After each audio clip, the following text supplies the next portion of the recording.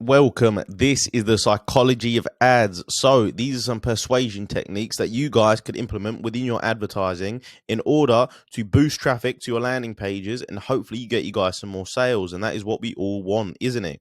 So, advertising is all around us, from the TV to the billboards. They are designed to catch our attention and make us want to buy things. So, let's explore how ads work and the tricks they use to get us interested. First, a prerequisite of actually doing this is understanding the psychological principles within advertising, for which we use as a backbone for the tips and tricks that I'll be talking about in this video. So, the first psychological principle would be cognitive biases. So, these are usually subconscious biases that we have for certain things or products that we make in our heads. So, these are quick decisions that we make in our heads.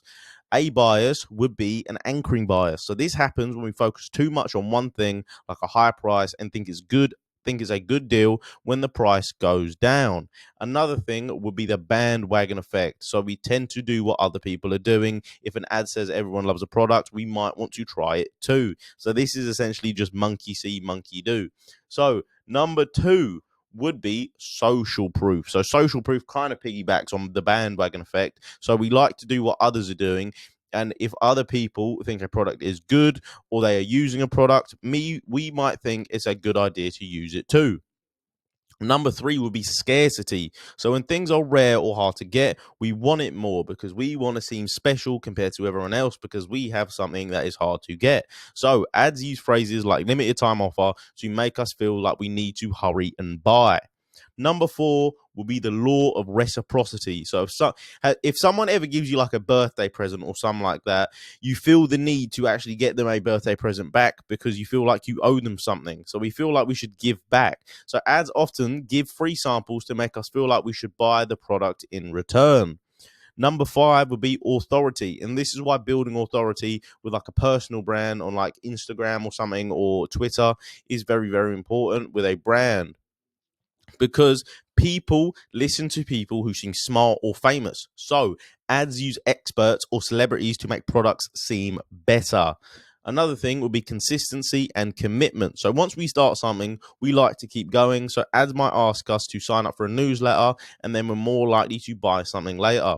This is why downsells are very important as well, because if a company sells something worth £5, the person who bought the £5 product is much more likely to buy the £50 product compared to someone who's completely cold traffic, and they're looking to buy the £50 product, because once you're locked in, you're much more likely to just keep going with the same company because you don't want to feel like you were wrong. Number seven would be just trust. We trust people we like. So ads use friendly, nice people to make us like their products. So this is why they usually have a more than average attractive looking people, but not too attractive to the point where you actually become intimidated. So like middlingly attractive people with like nice smiles and look very, very friendly in their advertisements to make sure that we actually like the people and we like the products. So these are some common persuasion techniques in ads.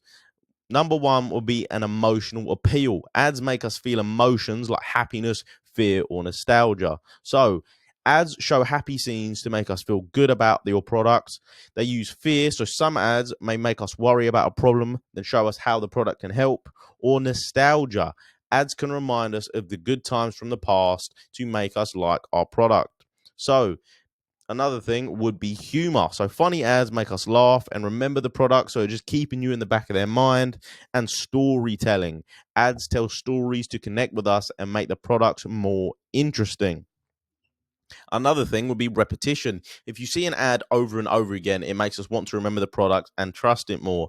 If you're in the back of someone's mind 24/7, like say it's Nike, for example, and they keep showing ads for football boots. If you see that 1,000 times, you're going to associate Nike with football boots. So the next time you go and buy a pair of football boots, guess what company you're going to buy it from? It's going to be Nike, because that you associate football boots with Nike because you've seen the football boot ad so many times from Nike that you're just going to associate with it and just buy it from Nike subconsciously.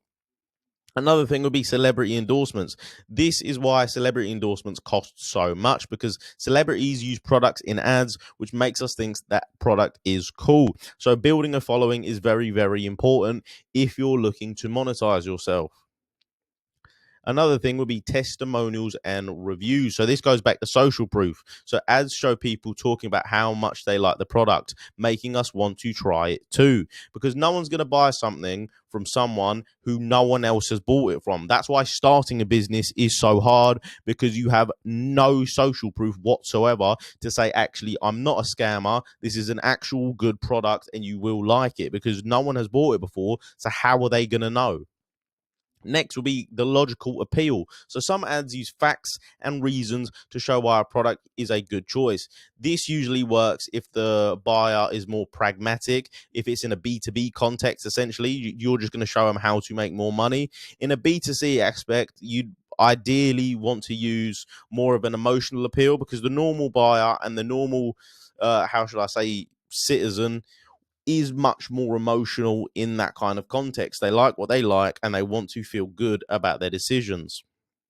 So the next will be contrast. So ads show big differences, like before and afters after using a product, to show how well it works. This is why before and afters are very, very big, especially in like fitness niches and stuff like that. So if you're like an online fitness coach, you're going to show your client in the worst possible shape before, and you're going to show him in great down lighting with a pump, completely shirtless with a six pack. You're going to show him in your best light, because you want to make the difference as drastic as possible. You want to make the before and afters look like it's a completely different person, because that just shows how good of a coach you are and how much you can actually help the people that you want to sign up. So next would be simplicity. So simple and clear messages are easier to understand and remember. This is why in your copywriting, it should be understandable at a 5th grade reading level for the people in the US. So essentially, you want it to be understandable from a 12-year-old, essentially, because the more people that can understand your ad, the bigger your ICP is, and the more people that will go to your landing page and actually use your product. So after that would be aesthetics. So ads use bright colors and pretty pictures to catch our attention. So these are some examples of effective advertising techniques, and this is just for some companies that I found that do actually, they have very, very good ads, and these are like multi-billion-dollar conglomerates, so they must be doing something right. So Apple's Think Different campaign. So this ad showed creative and famous people using Apple products, making others want to use them too. Another's would be Coca-Cola's emotional appeal. So remember, Coca-Cola's ads make us feel happy and nostalgic, like with their Share a Coke campaign, where you could find your name on a Coke bottle. And another one would be Old Spice's humor and storytelling. The Old Spice guy ads were funny and told a story, making people laugh and want to buy Old Spice. So, in conclusion, ads use smart tricks to make us notice and want their products. By knowing these tricks, we can make better choices and understand why ads make us feel a certain way. So, I hope you guys found some value in that. Like, share, subscribe. That's been the video. Take care.